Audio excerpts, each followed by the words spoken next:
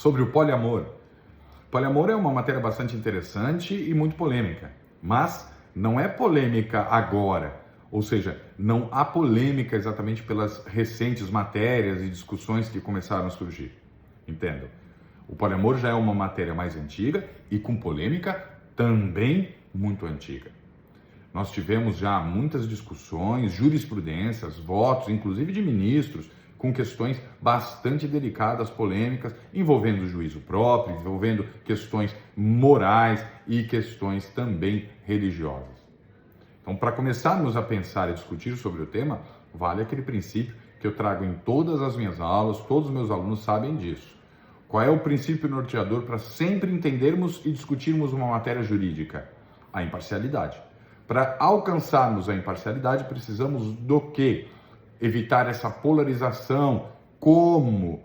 Evitar a estigmatização. Como? Afastando todo e qualquer juízo de valor. Afastar questões morais e questões religiosas, principalmente. Por quê? Porque se somos um Estado laico, exatamente para preservar aqui a igualdade, a equidade, né, e o respeito à diversidade religiosa, nós não podemos de forma alguma trazer o princípio moral e ético da minha religião na minha opinião jurídica de forma alguma. Estaria contrário à nossa Carta Magna, à nossa Constituição Federal. Então, dentro disso, precisamos separar o joio do trigo. Separadas as opiniões pessoais, o juízo de valor e as questões religiosas, vamos discutir sobre o tema agora de maneira puramente jurídica. Nós temos um grupo de pessoas que estão vulneráveis, ou seja, são pessoas que querem o reconhecimento de algo e a proteção para essa união, ou seja, duas pessoas podem, teoricamente, se reunirem e trazerem ali um contrato matrimonial, seja pelo casamento ou pela união estável. A grosso modo, e leremos assim por enquanto, um homem e uma mulher. É assim que temos no nosso Código Civil. Então, um homem e uma mulher podem realizar, sim, celebrar o seu casamento ou a sua união estável, dotada de direitos, deveres e proteções, certo? Então, a partir de 3 pessoas, quando se reúnem e querem ali o reconhecimento dessa união, o nosso ordenamento jurídico os impede. De valia mencionar e lembrar que nós temos várias uniões de poliamor, sim, no Brasil, constituídas através de um contrato de sociedade de fato, e neste contrato são inseridos os seus direitos, as suas obrigações, as suas responsabilidades, não só patrimoniais, mas também patrimoniais. Então, todos aqueles direitos, aqueles conceitos que nós temos lá no casamento, na união estável, são inseridas nesses contratos. E ali, um regramento. O que eles querem é um reconhecimento da sociedade para essa união. Então, dentro disso, se discute, é possível 3 ou mais pessoas terem ali esse reconhecimento? Então, vamos estudar cientificamente. Vamos estudar o que diz o nosso ordenamento jurídico. O nosso ordenamento jurídico diz que é possível a união entre 2 pessoas, porque ali está, entre um homem e uma mulher. Porém, nós já não lemos mais um homem e uma mulher, porque, advindo aqui de um avanço jurisprudencial e não legal, houve o reconhecimento homoafetivo no Brasil. Então, já não podemos mais ler entre um homem e uma mulher. Podemos ali ler um homem, uma mulher e uma mulher, ou um homem e uma mulher. Se já não lemos o que está ali, não poderíamos ler entre pessoas, e aí estaria sim aceito o poliamor? Por que não poderia ser aceito o poliamor? Vamos pensar num regramento de união estável. Nós precisaríamos, por exemplo, entre 3 pessoas, comprovar a sua publicidade, né, dessa relação, a duração dessa relação, a constância dessa relação e, principalmente, o objetivo de constituir família. E se houver, então, entre 3 pessoas, todos esses elementos, não poderia ser reconhecido? Isso estaria ferindo o princípio da lealdade contido lá no nosso regramento para união estável? Isso estaria ferindo o conceito da fidelidade, a obrigação da fidelidade lá na constituição do casamento? Se 3 pessoas entre si sabem, estão conscientes e têm ali a sua autonomia de vontade para a realização daquele núcleo, não estaria ferindo nem princípio de lealdade e muito menos de fidelidade.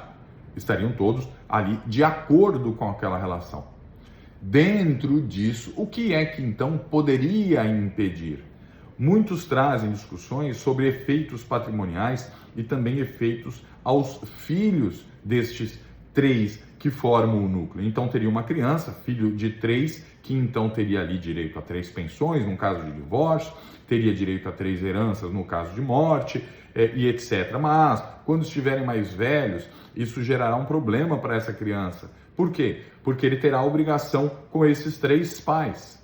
Ora, e o que muda numa relação de reconhecimento afetivo?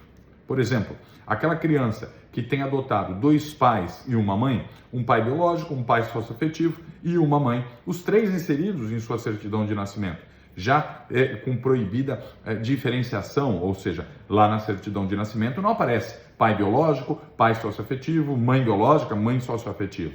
Recentemente tivemos aqui reconhecimento materno, né, de dupla filiação. E nos casais homoafetivos, onde 2 mulheres, através de qualquer sistemática, têm ali então o filho nesse núcleo e possuem também o mesmo reconhecimento. Então, esse não poderia ser um impedimento, porque esse que possui 2 pais e uma mãe vai ter a mesma sistemática lá na frente para os direitos alimentares e também de herança.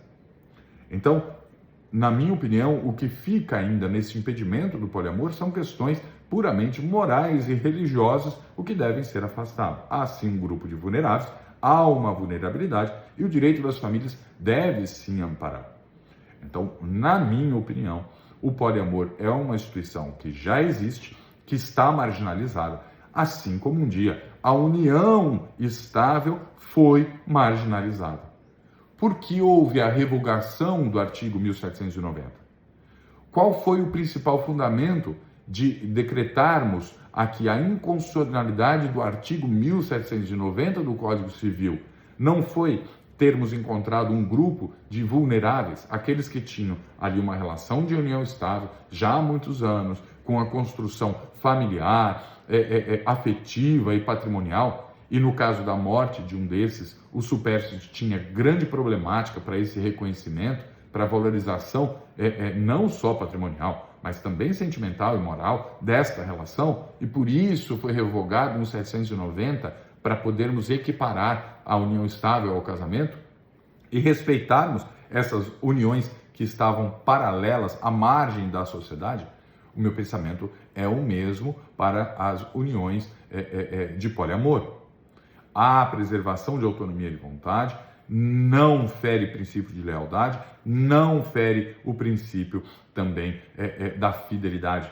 Então, não poderíamos pensar diferente sobre o reconhecimento e devemos parar de trazer emprestado questões de juízo de valor e religiosas nessas decisões.